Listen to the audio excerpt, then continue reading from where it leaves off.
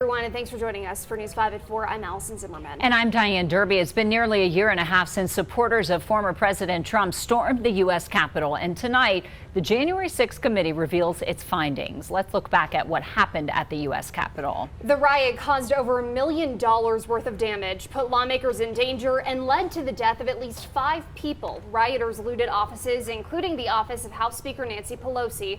Over 1,000 D.C. National Guards were called in and cleared the scene.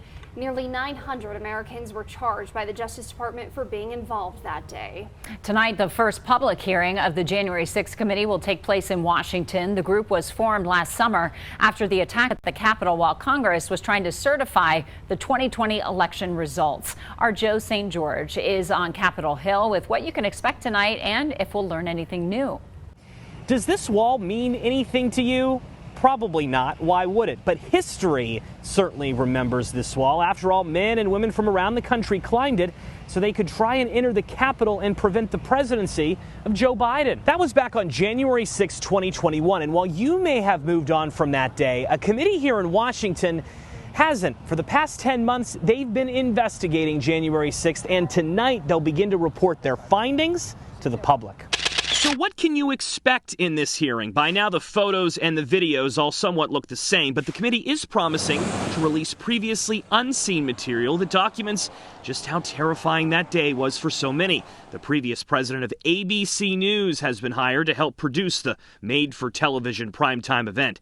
As a reminder, that day forced former Vice President Mike Pence to be rushed to a secure location. Speaker Nancy Pelosi was evacuated entirely from the Capitol over safety threats. 4 rioters died in the assault, including Ashley Babbitt, who was shot and killed by Capitol Police when she attempted to enter a secure area. 5 Capitol Police officers died in the days following, too, either from health complications or suicide. The Justice Department has charged close to 900 Americans so far for being involved in some way with January 6th. The hearing is happening behind these committee room doors, and while it will feature some new information, it will largely be a summary of the investigation so far. New testimony will occur tonight from individuals who will say the riot was not as spontaneous as you may have thought, including testimony from a filmmaker who had been following some rioters for weeks prior to January 6th. The committee will also outline their plan for future public hearings with a final report expected by the group in September. Remember, though, this committee cannot charge anyone. All they can do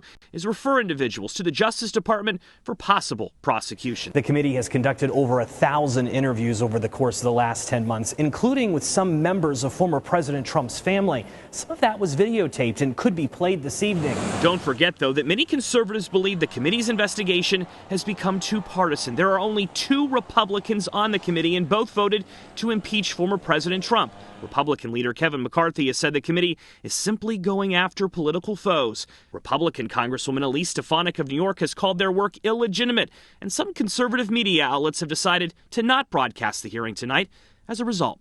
In Washington, I'm Joe St. George.